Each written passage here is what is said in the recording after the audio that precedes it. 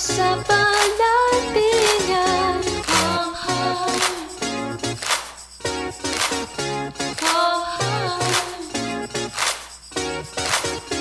warm heart, warm heart, warm heart. Okay, magandang araw po sa ating mga tagapakinig at tagapanood dito po sa palatuntunang Warm Heart at syempre napapakinggan nyo pa rin po kami sa ating himpilang radyo, Pilipinas World Service. Kami pa rin po ang inyong kasama sa programa. Ito po si Bea Gaza de Guzman. At ako naman po si Steph Vicente. Yes, at syempre, ito na naman po ang ating programang nakasentro sa mental health awareness and education. Napapakinggan at napapanood sa Radyo Pilipinas World Service official Facebook page sa pamamagitan po ng ating Facebook live streaming at napapakinggan din po sa online radio o audio streaming gamit ang inyong mga Evox PBS receiver app. Kung wala pa po kayo nito, pwede po kayong mag-download ng Evox PBS receiver app sa Google Play Store kung kayo po ay Android user at sa App Store naman po kung kayo po ay iPhone user. Siyempre ay mas pinalawak, mas pinalakas na rin po ang nararating ng Radyo Pilipinas World Service sa pakikipagtulungan ng ating mother agency, Presidential Broadcast Service sa United States Agency for Global Media o mas kilala sa tawag The Voice of America dahil ang mga English program po natin at Filipino program ay mapapakinggan na sa shortwave radio. Ang English program tuwing 10 a.m. hanggang 11:30 a.m. mapapakinggan sa shortwave frequencies na 12.02 MHz, 15.640 MHz at 17.665 MHz. Ang Filipino program naman po tuwing 1:30 a.m. hanggang 4:30 a.m. mapapakinggan sa 9.370 MHz, 9.925 MHz at 12.120 MHz. At syempre ang mga programa po sa Radyo Pilipinas World Service, particularly ang Warm Heart ay nire-replay din po para sa mga listeners sa local, Metro Manila sa pamamagitan ng ating sister station, ang Radyo Magazine 1278 kHz. Dito po yan sa Metro Manila. Okay, so Steph, ano bang pag-uusapan natin today at sino ang ating makakapanayam? Siyempre, bilang bahagi ng ating mandato dito sa Radyo Pilipinas World Service na i-cater ang interes ng ating mga overseas Filipinos, lalong-lalo na sa sitwasyon ngayon sa Middle East, ay ating makakasama dito, muli dito sa ating himpilan, ang Assistant Secretary for Disaster Response Management Group ng Department of Social Welfare and Development o DSWD at siya rin po ang opisyal na tagapagsalita ng DSWD, walang iba kundi si Assistant Secretary Irene Dumlao para sa topic na psychosocial services para sa mga repatriated OFWs na galing sa Middle East. Asek Dumlao, welcome po sa Warm Heart. Magandang umaga, Steph and Bea. Magandang umaga din sa lahat ng sumusubaybay ng inyong programa. Maraming salamat po, Asek, sa pagpapaunlak. Alam namin it's a Sunday, so I think it's a family day for you sana, pero maaga po namin kayong inistorbo. Thank you po sa inyong time. So sige, simulan na po natin ang una po naming katanungan, Asek. Kumusta po yung ating mga kababayang overseas Filipino worker na na-repatriate mula sa Middle East in terms of psychosocial services po? Well, ang Department of Social Welfare and Development ay patuloy po na nakikipag-ugnayan sa DMW, gayon din sa OWA at iba pang ahensya ng pamahalaan. Nang sa gayon ay yung mga kaukulang tulong ay naipapabot natin sa mga repatriated overseas Filipino workers.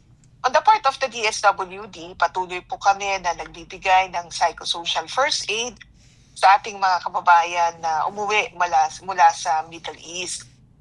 Sa pamamagitan ng pag-deploy namin ng mga social workers sa ating pong mga airports na sinasalubong at nabibigyan nga po sila ng agarang intervensyon upang matugunan and of course maibsan yung trauma na kanila pong nararanasan sa gitna ng kaguluhan sa Middle East.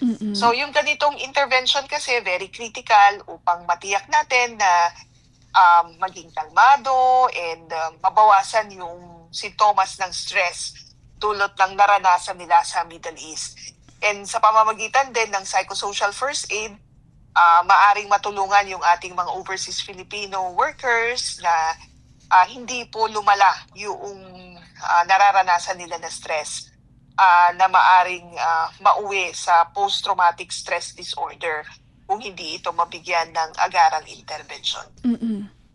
ASEC, meron po ba kayong datos no ng mga sumailalim na repatriated OFWs sa social services po ng DSWD? Well, umabot na po sa mahigit 1,200 na overseas Filipino workers ang nabigyan po natin ng initial psychosocial first aid. Isinagawa po yan ng ating mga social workers sa mga airports nung dumating po itong mga repatriated overseas Filipino workers.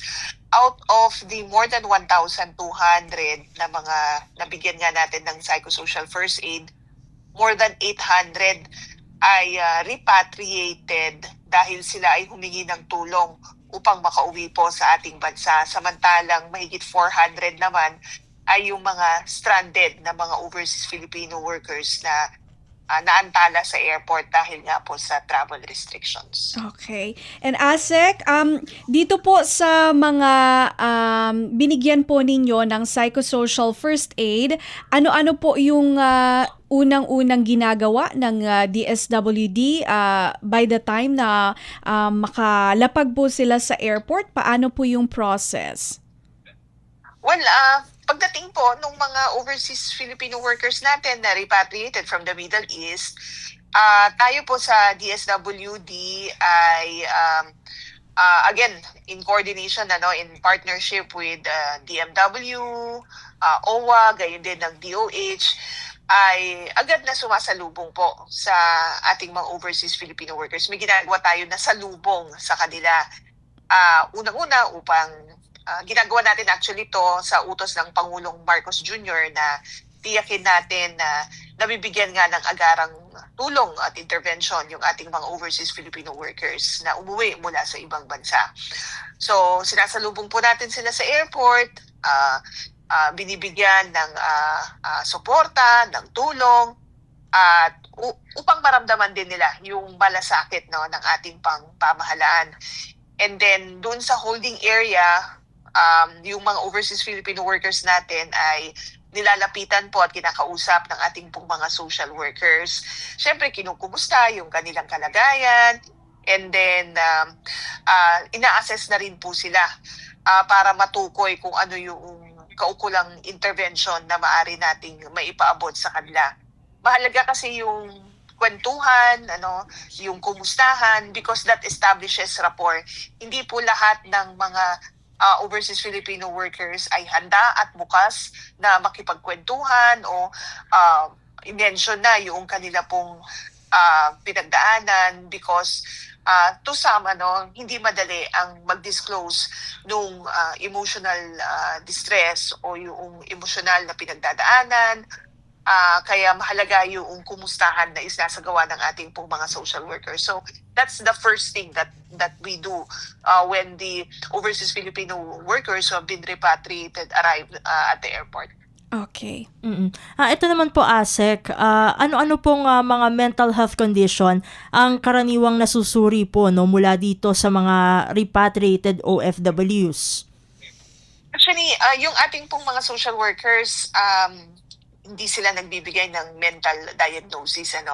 Nais nating linawin na yung pagsusuri ng mental health condition ay ginagawa ng mga medical experts. Kaya po merong team din ang Department of Health na nandun kasama po natin sa airport, nang sa ganon ay mabigyan ng karampatang medical attention yung mga overseas Filipino workers na nakakaranas ng mental health problems o matinding trauma dahil sa crisis na pinagdaanan nila sa Middle East.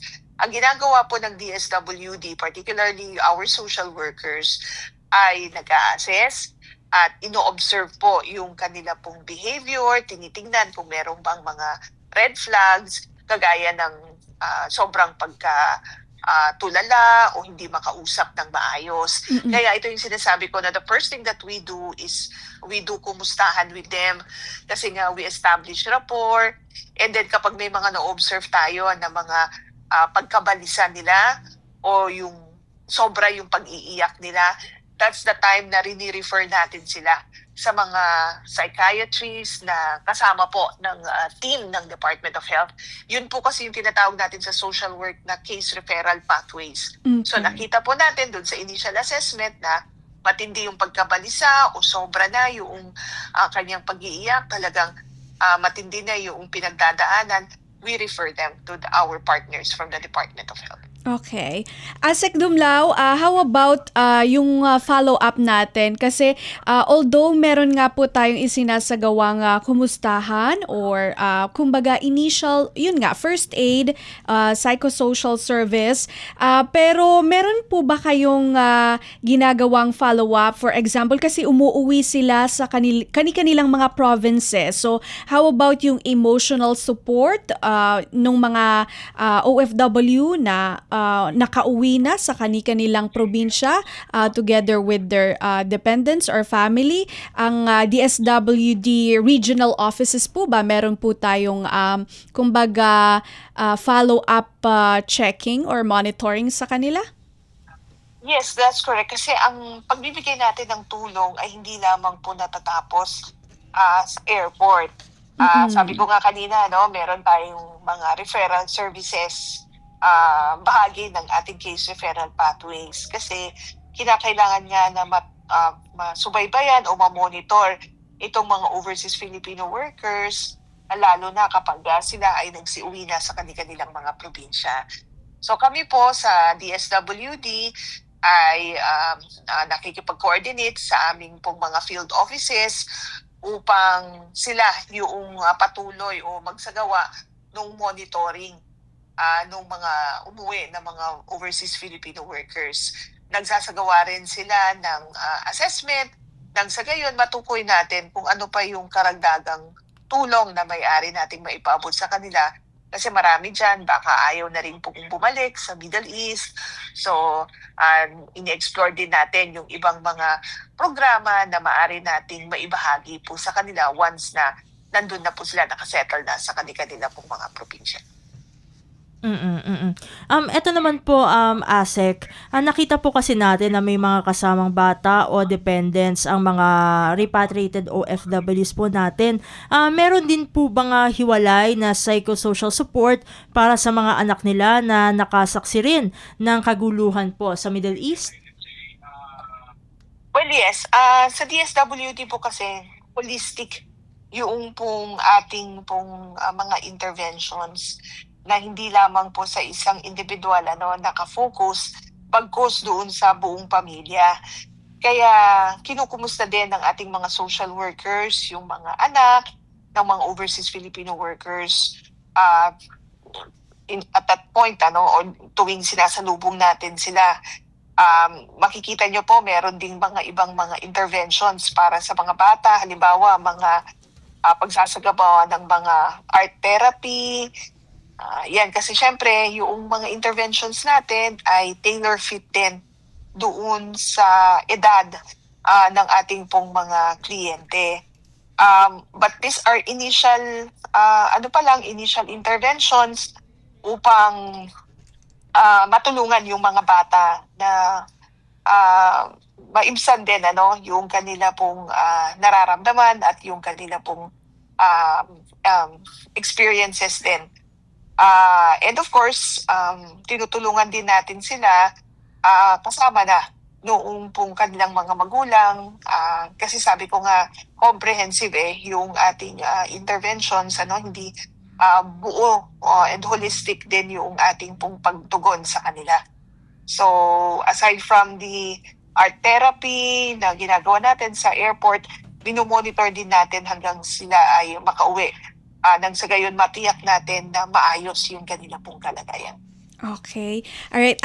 Asek, eto naman po, Ano po ang ating mensahe sa mga kababayan nating nandoroon sa Middle East na perhaps worried or concerned na pag umuwi sila sa Pilipinas ay baka wala po silang madatnang trabaho o tulong dito sa ating bansa? Gaya nga po ng nabanggit ko sa utos ng Pangulong Marcos Jr. na tiyakin na lahat po ng tulong ay maipaabot natin sa mga repatriated overseas Filipino workers. Ang DSWD po katuwang ang iba pang ahensya ng pamahalaan kagaya ng DMW, OWA, DOH ay nagpuspusan ang koordinasyon at pagtutulungan nang sa gayon maibigay natin yung kaukulang tulong po sa kanila. Hindi po nagtatapos sa psychosocial first aid ang ginagawang tulong ng DSWD.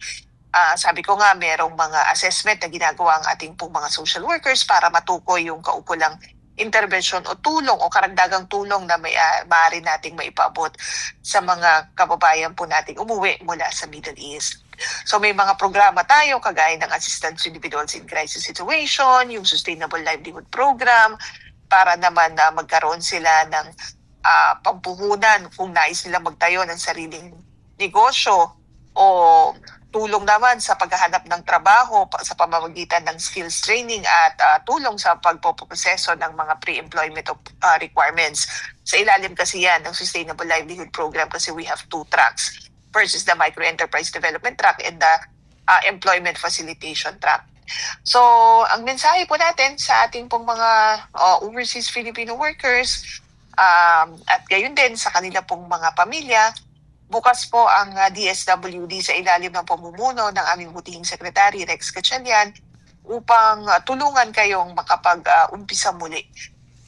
Kami po ay narito para po sa pangangailangan ninyo and huwag po kayong mahiyang lumapit o tumawag sa aming pong mga tanggapan nang sa gayon ay maipaabot po namin o ma-address din po, makatulong po kami na ma-address yung pong mga suliranin na kinakaharap po nyo, bunsod nga po na naging epekto ng kaguluhan sa Middle East. Okay. So again, ang DSWD po patuloy na magpo-provide ng maagap at mapaggalingang serbisyo sa ating pong mamamayang Pilipino. Okay. Maraming salamat po, ASEC Irene, sa inyong oras at sa pagbabahagi po ng serbisyo ng DSWD sa ating mga repatriated OFWs. Thank you, ASEC, and mabuhay po kayo. Maraming salamat. Magandang umaga. Magandang umaga.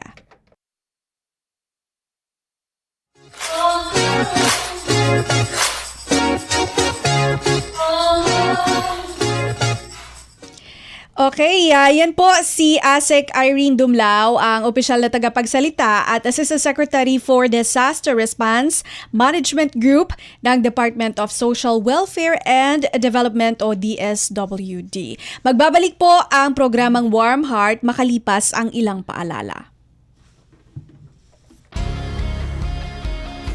Garantisadong solusyon at aksyon ang handog sa iyo ng bagong Pilipinas Presidential Action Center. Sundin lang ang mga sumusunod para makakuha ng appointment. Para sa wala pang eGov PH app account, panoorin ang video para malaman kung paano gumawa ng account. Kung meron ng account sa eGov PH app, mag-login dito. Saka hanapin ang online registration tab para sa bagong Pilipinas Presidential Action Center. Pindutin ito para makita ang available na government services. Piliin ang serbisyo na iyong kailangan mula sa listahan. I-upload ang requirements ng serbisyong kailangan mo. Pumili ng petsa at oras kung kailan nais pumunta sa bagong Pilipinas Presidential Action Center.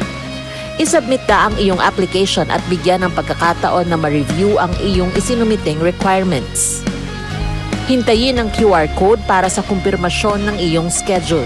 Makakatanggap ka ng text message para malaman kung naaprubahan ito. Sakaling hindi ito maaprubahan, makakatanggap ka rin ng text message para ipaalam ang kulang na requirements, saka subukang mag-register ulit. Kung nakatanggap na ng kumpirmasyon, maaari nang pumunta sa bagong Pilipinas Presidential Action Center sa napiling schedule, dala ang QR code at ang mga isinumiting requirements. Huwag kalimutang dumating sa itinakdang araw at oras ng iyong appointment. Pinapaalala rin na siguruhing may kumpirmadong schedule bago pumunta sa bagong Pilipinas Presidential Action Center para maiwasang magpabalik-balik. Simple at user-friendly ang pagpapa-appointment dito. Kaya wag nang mangamba dahil sa bagong Pilipinas Presidential Action Center, tulong ay abot kamay na. Mabilis ang trivia, dagdag talino. Heto na ang Dagling Kaalaman. Nasubukan niyo na bang gumamit ng QR codes? Ang QR codes o Quick Response Codes ay naimbento noong 1994 ni Masahiro Hara, isang engineer ng Japanese company na Denso Wave. Pangunahing layunin nito ang pag-label at i-track ang automotive parts. Sa pagnanais na maikalat at makatulong ito sa lipunan, isinulong ng Denso ang Advanced International Standardization at ginawang open source ang technology.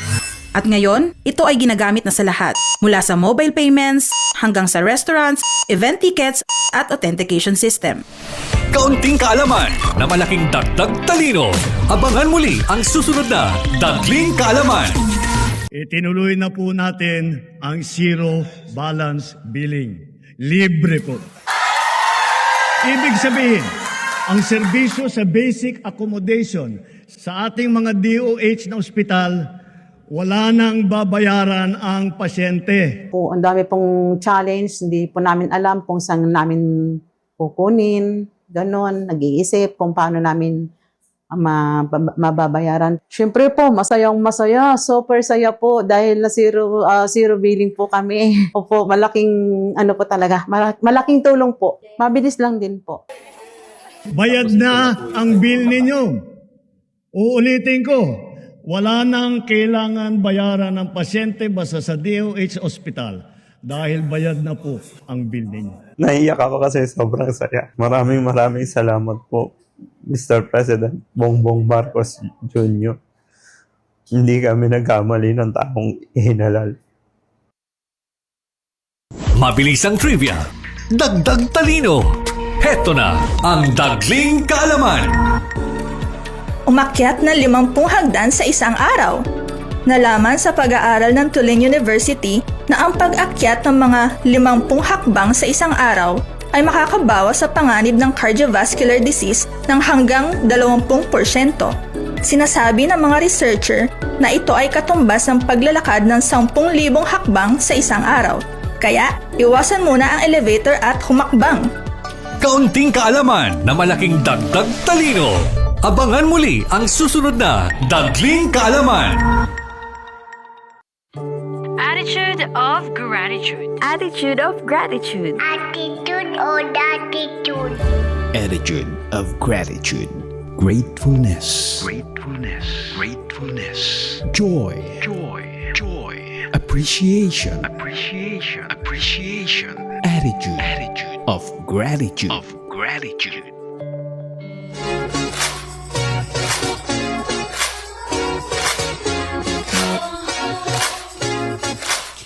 Nagbabalik ang palatuntunang Warm Heart dito pa rin sa Himpilang Radyo Pilipinas World Service. Siyempre kami po ay inyo napapakinggan at napapanood pa rin sa ating official Facebook page ng Radyo Pilipinas World Service. At sa audio streaming o online radio gamit ang inyong mga Evox PBS receiver app. Kung wala pa po kayo nito, i-download nyo na ngayon na sa inyong Google Play Store kung kayo po ay Android user at sa App Store naman po kung kayo po ay iPhone user. At syempre, ipinagmamalaki namin na sabihin sa inyo na mas malawak at mas malakas na rin po ang nararating ng Radyo Pilipinas World Service sa pamamagitan po ng ugnayan ng Presidential Broadcast Service sa United States Agency for Global Media dahil napapakinggan na rin po tayo sa shortwave radio. Ang English program po tuwing 10 a.m. hanggang 11:30 a.m. mapapakinggan sa 12.020 MHz, 15.640 MHz at 17.665 MHz. Ang Filipino program naman po tuwing 1:30 a.m. hanggang 4:30 a.m. mapapakinggan naman sa 9.370 MHz, 9.925 MHz at 12.120 MHz. At syempre, ang programa pong Warm Heart ay ni-replay din po sa ating sister station, ang Radyo Magazine, 1278 kHz na napapakinggan din po dito locally sa Metro Manila tuwing Sabado at Linggo, 1 p.m. hanggang 2 p.m. So kung na-miss nyo po ang ating full episode for Warm Heart dito sa Radyo Pilipinas World Service, pwede nyo po mapakinggan ang mga replays nito tuwing Sabado at Linggo, 1 p.m. to 2 p.m. sa Radyo Magazine 1278 kHz. Oh, alive na naman po ang comment section. Yes. Steph, go ahead. Oo, kasi nag-comment regarding our topic kanina. Okay. Oo, yung ating naging panayam kay Asek Dumlao ay nag-comment ang ating taga-subaybay na si Marco Polo. Kilala natin to. Oo, kilala natin to. No? Pero syempre di na natin sasabihin kung sino ba talaga siya. Para manood din kayo. Oo. Ang sabi niya, tatlo pa ang comment niya regarding this. No? Sabi niya, mabuti na lang po at may DSWD na handang tumulong sa ating mga repatriated OFWs. Ayan. Tapos siguro may sinasabi si Asek kanina, no? Kasi eto sabi niya, I agree po, Asek. Talagang may pagsang-ayon itong si Marco Polo. We agree din po. Oo. At syempre, bukod dyan, sabi nga ni Marco Polo, thank you for assisting our OFWs, Asek. Ayan. Grabe, aktibong-aktibo si Marco Polo this Sunday, no? Yes. Maraming salamat po sa pagsubaybay sa palatuntunang Warm Heart. Maganda po yung topic natin kasi talagang para po sa ating mga overseas Filipino workers. Oo. Kasi ang focus po natin lagi, syempre yung mga financial assistance, livelihood assistance, pero dahil ang Warm Heart po, ang advocacy natin dito ay mental health awareness and education. Nakatutok naman po yung ating pagbabahagi ng impormasyon sa kung ano naman po ang ginagawa ng pamahalaan para doon sa pagtugon sa mental health concerns ng ating mga overseas Filipino workers galing sa Middle East dahil syempre iba rin yung experience na makasaksi ka ng isang talagang bombahan, di ba? Hindi yon biro. At marami pong nagsasabi na posibleng magkaroon ng PTSD or meron silang stress or merong trauma. So, ano ang ginagawa ng pamahalaan doon? Syempre, sabi ni Asek Irene kanina, meron talagang mga psychosocial first aid na binibigay ang DSWD, and at the same time, yung pagdadiagnosis na siguro and other treatment, yung Department of Health naman, sabi niya kanina, yung nakatutok doon. Okay, so moving on dito sa talagang ating pag-uusapan na dahil ito po sa puntong ito ay ipinasok na natin yung ating attitude of gratitude. Ipagpapasalamat din naman natin itong mga tulong para sa ating mga repatriated OFWs. But we will still share pa rin po ang ating mga reflections and insights for the week, no? Para sa ating attitude of gratitude. Pero bago natin yan ibahagi, ay tutulungan tayo ni Steph doon sa kanyang mga tanong para makapag-facilitate ng grateful heart. Ayun. So, ang una dyan ay what happened today that was good. Pangalawa, which people in my life am I grateful for? Pangatlo, what am I taking for granted that I can be thankful for? Pang-apat, what did I accomplish today? Panglima, what is the last book I read or movie, show, or social media clip I saw that I really appreciated and why? Pang-anim po dyan ay what am I most looking forward to this week, month, and year and why? Ang pang-pito, what is the kindest thing someone has said or done lately? At pang-apat, what can I celebrate today? Ayan. Yan, okay, Steph. So, ano ang ating sharing for today? Ayun, siguro dun sa unang bahagi ng aking sharing, may kinalaman pa rin ito sa topic natin kanina, no? Kasi before, yung aking father ay nasa United Arab Emirates. Ay, oo, totoo. Nakwento ni Steph yan. Sige, go. Before. Siguro, not to invalidate yung, syempre, yung ibang OFWs, no? Kasi syempre, ngayon pa lang talaga sila nagsisiuwi dito sa Pilipinas. Pero yung sa case ko kasi, ano pa ako siguro mga early 20s ako, nakauwi na siya dito talaga, permanently, no? And siguro yung masasabi kong, yung part na thankful ako, is wala na siya doon nung nangyayari lahat ng to. No, kasi kung nandun siya, siguro syempre yung buong family namin ay mag-aalala din, no? Pero I still feel, no, bilang bahagi ng Radyo Pilipinas World Service, ay nararamdaman ko pa rin talaga, no, yung pag-aalala ng mga families ng ating OFWs, no? Siguro dahil sa mga past interviews natin na puro nakatutok sa Middle East. Kaya kahit papaano, no, although wala na talaga ako dun sa sitwasyon na ako'y mag-aalala sa isang kaanak na nasa Middle East, pero nararamdaman ko pa rin yung masasabi na anxiety and all, kasi yung pakikipag-simpatsya mo nandun pa din eh. Kasi once at one point sa buhay ko, meron din akong malapit sa akin na nasa Middle East. At just to share, no, bukod sa dito ako nag-OJT, no, sa Radyo Pilipinas World Service, no, isa sa mga naging drive ko noon, no, kung bakit ako napasok dito, no, hopefully for good, ay syempre dahil sa aking father na former OFW. So I guess thankful ako in a way na siya ay nandito na, no, nung bago pa man ng pero at the same time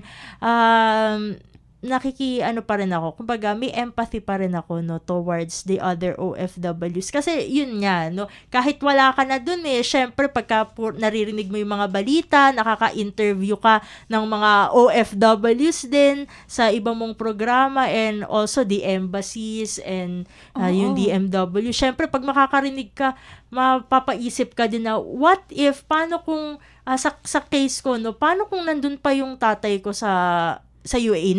Sa Dubai siya noon, di ba? Doon sa Dubai talaga yung inaano ngayon. Inaatake talaga na part ng UAE. Mapapaisip ako na puro may what ifs ako, no, regarding doon. Kaya kahit papaano talaga ay naalarma din ako sa mga bali-balita, and I'm just kumbaga hopeful ako, no, sana matapos na itong lahat ng to, kasi knowing na ang dami nating kababayan na nasa Middle East, no, kumbaga malaking concentration ng ating OFWs ay nasa Middle East. Kaya talagang we hope and we pray, no, bilang tayo ay nandito sa istasyon na talagang nagka-cater sa interes ng ating overseas Filipinos, no, we hope talaga na magkaroon na, no, ng world peace, no, hindi lang naman sa part ng Middle East, no, kasi ang dami, meron pang Ukraine and Russia. Yes. Oo, may mga hindi pa natatapos na sigalot, and hopefully, no, makita ng, of course, the world leaders, no, makita nila na ano ba yung nagiging epekto ng mga ganitong klaseng kaguluhan, no. Syempre, not for the personal interest of their countries, no, kundi maging dun sa mga foreign nationals, no, na naiipit dun sa kaguluhan. So that's the first part, no, ng aking sharing dito sa Attitude of Gratitude. At yung pangalawa naman, kasi itong just dito nung ako'y nag-day off, no, syempre napadpad na naman ako sa Marikina, no. At nataon, nailibre na naman kami ng aking ninong. Kaya, kayo ng lola mo. Yes, syempre, no, thankful for the good food, yes, hearty meal. Pero above all, ako'y nagpapasalamat talaga sa ninong ko. Kasi yung ninong ko na yun, mula pagkabata pa lang ako, ay siya na talaga yung tumutulong sa akin, no, maging sa aking expenses nung college, no. Hindi lang ako scholar noon ng gobyerno, scholar rin ako ng aking ninong. Kaya very thankful ako, kasi masasabi kong isa siya sa mga pinaka mahalagang tao, no, sa journey ko ngayon. Of course, aside from my parents, no, aside from my grandparents, no, and yung aking friends and colleagues. And syempre, ako'y thankful sa aking ninong na talaga namang very supportive sa aking mga endeavors, and syempre pati sa aking appetite. Ayan, supportive siya. Ayan, Ayun. So, maraming salamat, Ninong. Sana mapanood mo ito, no? Oo, mapapanood niya yan. oo, Kung hindi niya mapapanood, i-curate natin at ipapadala natin sa kanya. Oo, maraming salamat sa'yo. So, yun ang aking sharing dun Yes, sa Steph. attitude of gratitude. Okay, susugan ko lang yon kasi nabasa ko rin ito. Akmang-akma doon sa sharing ni Steph. Appreciate the people who make an effort for you, sabi. Right now, we are all busy trying to do better in life, focused on our hustle and dealing with struggles, often forgetting the people around us. That's why when someone makes an effort for you, be grateful. People like that are rare in this phase of life. Ayan. So yan, very in relation to Steph na pagpapakita ng kanyang appreciation sa mga taong nakapaligid sa kanya. Good food and good company ang nangyari kay Steph sa kanyang day off. Tama. It's a good food, good company. So, na-appreciate natin yon. So, yan, oo, tama yon. Kasi, lahat nga naman tayo busy. Lahat tayo may mga pinagdadaanan. Minsan, self-absorbed tayo, no? Oo. Parang yung sarili lang natin yung iniisip natin kasi may mga problema tayo, ganyan, na nakakalimutan natin yung ibang tao, yung mga simpleng bagay na ginagawa para sa atin ng ibang tao na sila man din ay meron din silang pinagdadaanan, ano? So, yung mga bagay na ganoon, ipinagpapasalamat natin. At syempre, doon din sa part kung saan si Steph ay nag-share tungkol sa kanyang father na nagtrabaho before sa Middle East, no? Na sabi niya, grateful siya na yung mga ganong experiences parang nakapagpatuto sa kanya kung paano empathize sa iba na ganoon naman ngayon yung pinagdaraanan. Kasi yung husband ko, actually, OFW po siya. So, yung mga ganoong bagay ay nakaka-relate din ako. Ang ipinagpapasalamat ko naman po, ay hindi naman po sila pinababayaan. I-relate ko na rin po doon sa impormasyon. Actually, it's a disinformation na pinakakalat sa social media na meron daw pong discrimination pagdating sa protection among foreign nationals na nasa ibang bansa. For example, yung sinasabi nilang kaya daw yun nga namatay si Mary Ann de Vera dahil hindi siya pinapasok sa bomb shelter, which is binabulaanan na po ng isang official, particularly ng ating Philippine Ambassador to Israel, si Mendiola, si Ma'am Eileen, Ambassador Eileen Mendiola. Sinabi na po niya na hindi po yun totoo kasi sa Israel, meron talaga silang batas kahit saan ka pumunta kapag merong emergency alert na may paparating na missile at i-intercept na nila yon, kakatok ka kahit saan pinto ka malapit at pagbubuksan ka nila at papupuntahin isasama ka sa bomb shelter. Yung ating Philippine Embassy sa Israel, sinabi nila na meron silang bomb shelter at 50 person ang capacity noon. Ang Philippine Embassy in Israel pala ay katapat siya ng isang parke.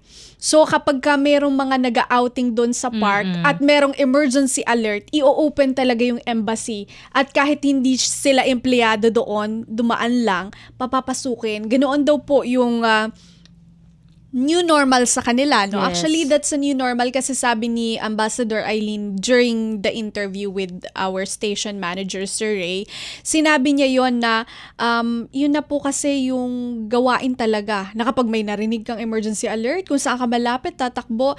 And also, sinabi niya rin na kung puno na yung bomb shelter, pwede ka pang kumatok sa kabilang kapitbahay at tignan mo kung mas maluwag doon at doon ka pumasok.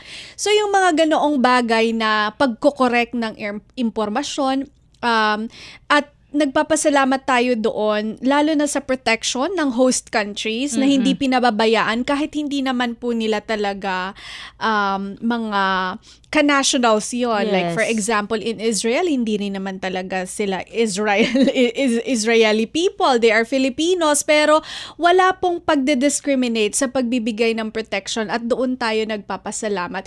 The same way din sa, actually ang husband ko, sa Qatar naman siya. And nagpunta naman ako sa Qatar, nakita ko naman yung estado ng buhay doon. At hindi ko naman po sinasabing 100% na wala tayong worry. Pero kasi kung malayo ka sa mahal mo sa buhay at may mga bagay kang hindi mo na kontrolado, ang trust mo na is doon sa entity or institution na makakapagbigay talaga ng protection. Like for example, yung mga Filipinos, they ask help sa OWA, DMW, Yes. Philippine Embassy, Migrant Workers Office doon sa bansang iyon. At saka syempre doon sa government, pakikinggan mo yung impormasyon na ipalalabas ng gobyerno o pamahalaan doon. So, yung trust mo na kung ginagampanan naman ng mga institusyon na yon, yung kanilang tungkulin, hindi ka naman all the time magwo-worry. So, yung mga bagay po na iyan, pag fulfill ng kanilang mga obligations and responsibilities, lalo na po yung mga nagbibigay proteksyon sa kanilang constituents, including the foreign nationals, ay ipinagpapasalamat natin. So, yung mga bagay na hindi na natin kontrolado, ang masasabi ko lang po dyan ay ipag-pray po natin. So, at thankful naman tayo sa guidance at syempre yung ating, divine intervention. Yun po ang aking siguro reflection talaga dito sa ating pinag-uusapan ngayon. Lalo na po sa mga pinagdadaanan ng ating overseas Filipino workers doon na talagang iba rin ang kanilang sacrifices for their families here in the Philippines. Wala na ako talaga masabi dahil actually yung mga UAE, napanood ko rin kasi yung documentary ni Atom Araulio tungkol doon sa ginto. Yung family na shinare din nila doon, actually, mahirap din yung buhay. Pero ang sabi niya, ang nag-inspire, isa kasi siyang nanay ang nag-inspire sa kanya na iraos talaga yung family, ay yung kanyang experience bilang OFW doon, yung pagpapaaral naman sa kanyang mga anak. So, yung mga ganoong sacrifices, thankful din tayo sa sacrifices ng ating family member na nasa malayo para makapagbigay ng magandang buhay sa kanilang pamilya na nandito sa Pilipinas. So siguro yun ang aming sharing ni Steph. Puro mga OFW family stories. Oo nga. Yan. Okay, pero antabayanan nyo po dahil meron pa po tayong mga public service announcements mula kay Steph. In the meanwhile, magkakaroon muna po tayo ng paalala mula sa himpilan.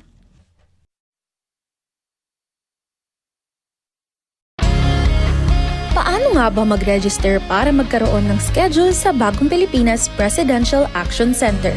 Narito ang mga dapat gawin. Gamit ang iyong mobile device, pumunta sa eGovPH app. Pwede itong i-download mula sa Apple App Store o sa Google Play Store. Gumawa ng account. Ilagay ang email address, valid mobile number, pagkatapos ay makakatanggap ka ng one-time code sa iyong email. Gamitin ang code sa eGov app para sa verification ng iyong account at ng mga impormasyong ibinigay. Congratulations! Meron ka ng eGovPH app account. Pwede mo na ma-access ang iba't ibang serbisyo ng gobyerno kabilang ang mga serbisyo sa Bagong Pilipinas Presidential Action Center.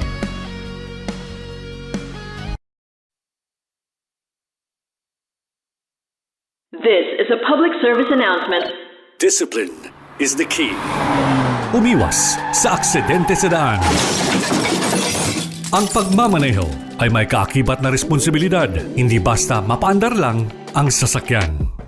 Kilatisin ang sarili, ang kahandaan sa manibela, siguruhing inyong konsentrasyon ay hindi magagambala.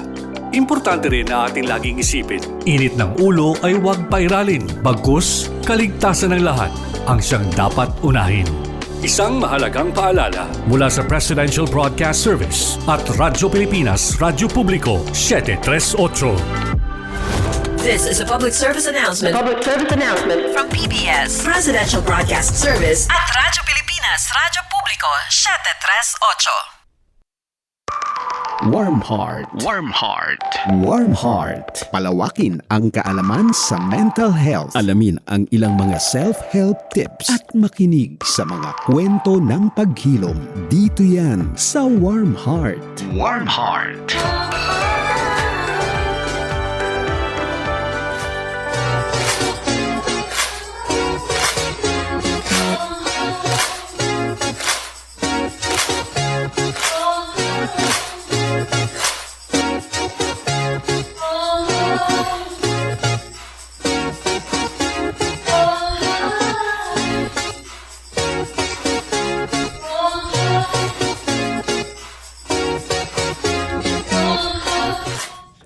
Nagbabalik po ang programang Warm Heart.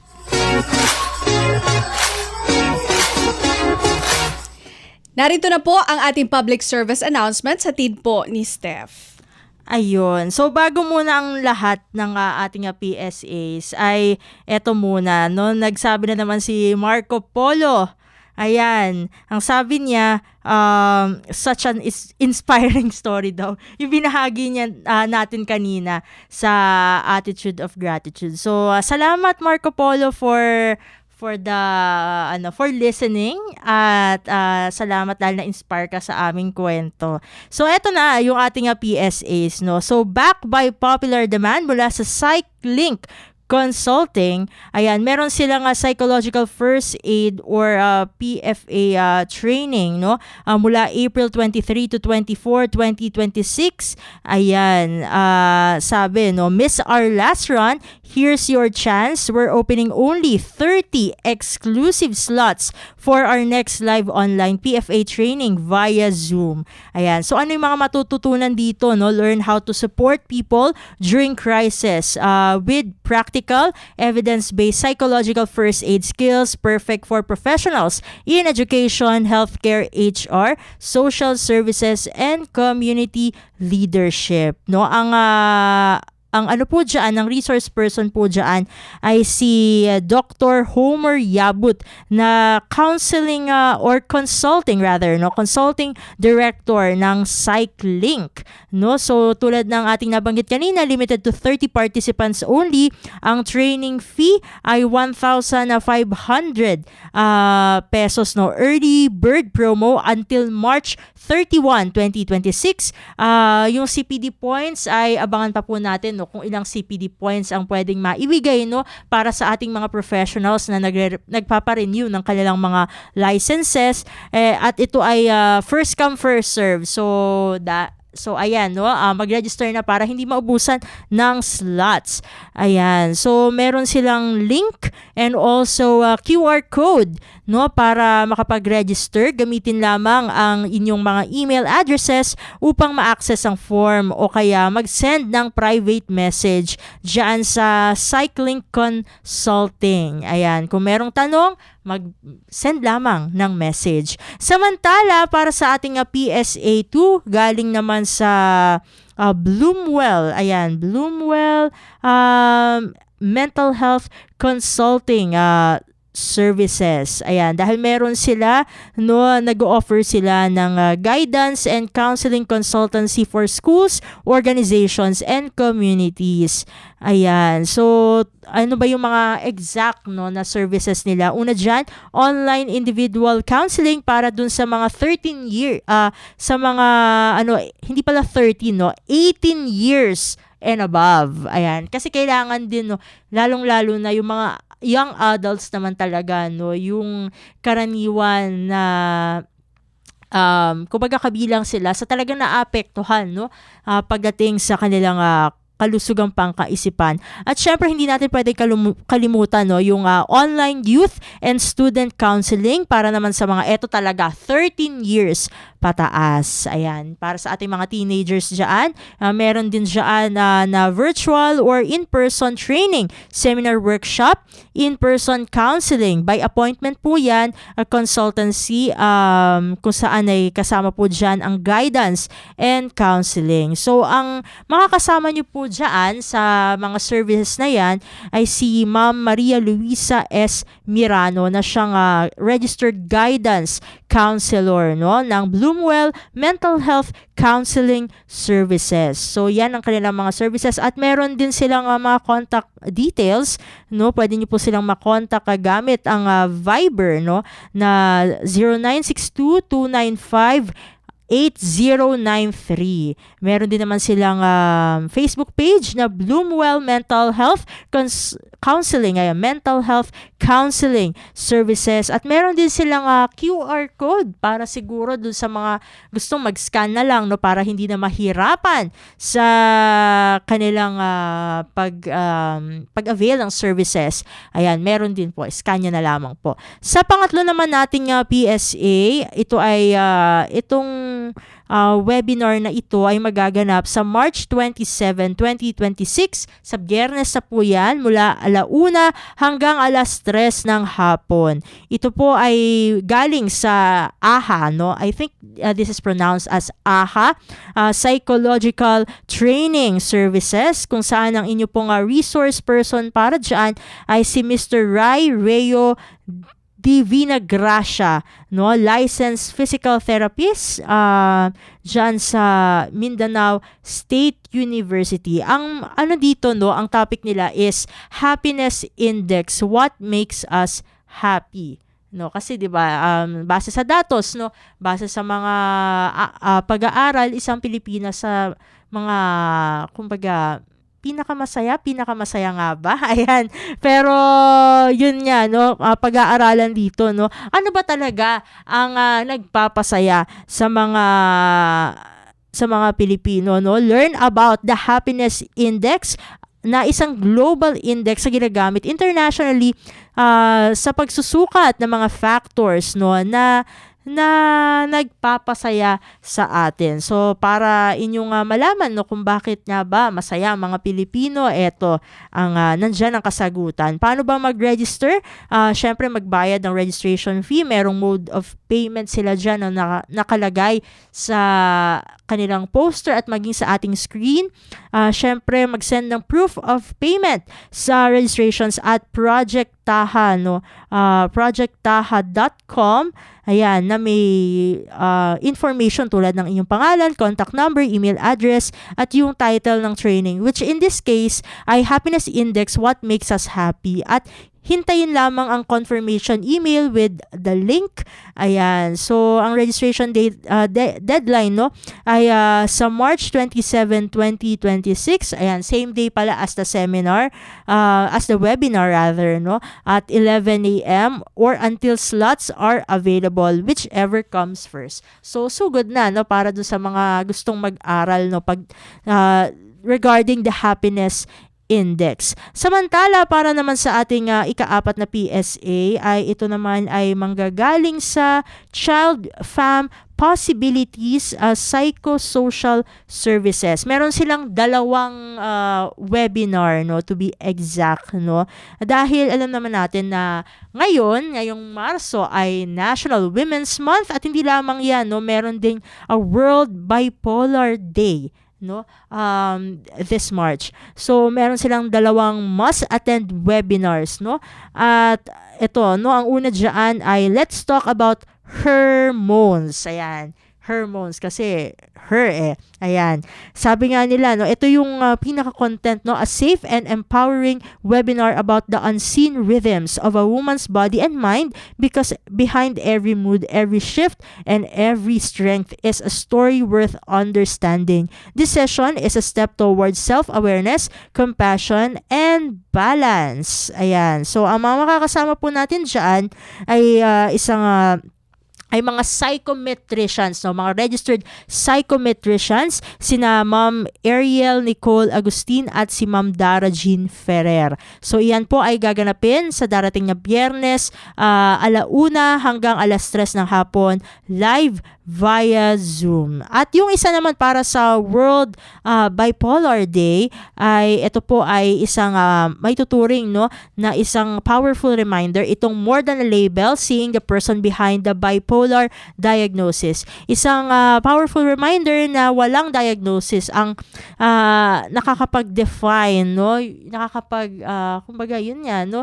Na yun na talaga yung pagkakakilanlan ng isang tao. Sabi nga dito, together we'll listen, learn, and unlearn, seeing individuals not for their condition but for their resilience, identity, and lived experiences. Ayan. So, makakasama po natin dyan na isang registered psychologist, si Miss Kay Vardeleon Binayas. Ayan. Para sa World Bipolar Day. At kailan to gaganapin? Sa March 30, 2026, 1:00 ng hapon. Live pa rin via Zoom. At para sa ikalima at panghuli nating PSA for today ay galing naman sa GLB Management Consultancy dahil meron silang certificate program on the essentials of human resource.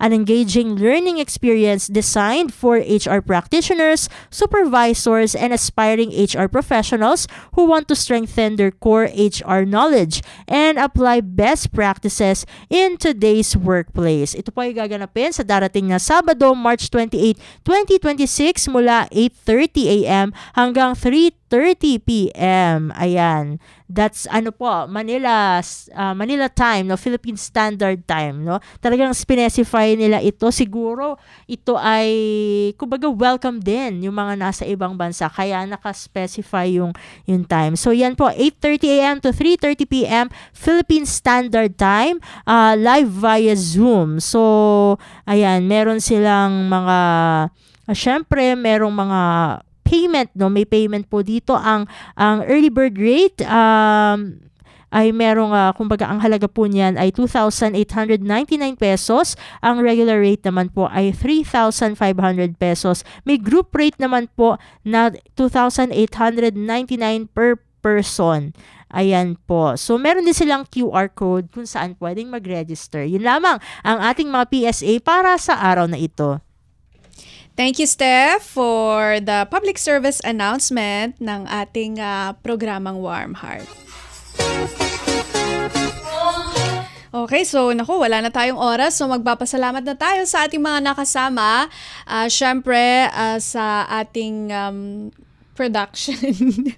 Pero master control na rin siya ngayon. All around. Sir Leo Magpayo, may programa mamaya, Diskarteng Wais. Panoorin nyo po 3 p.m., no, Steph? Yes. 3 p.m. to 3:30. Panoorin nyo po si Sir Leo Magpayo sa kanyang programang Diskarteng Wais.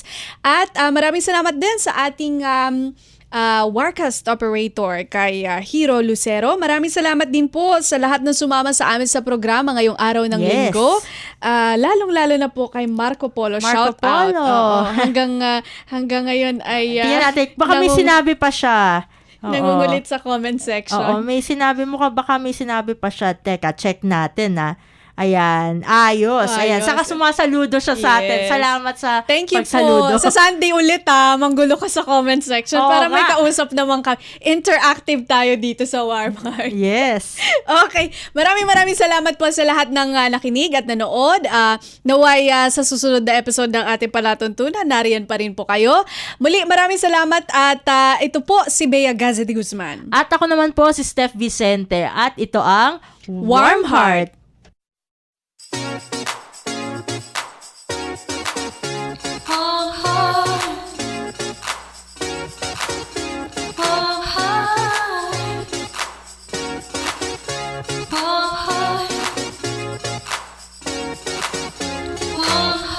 Kabalikan o kaibigan, maaasahan ka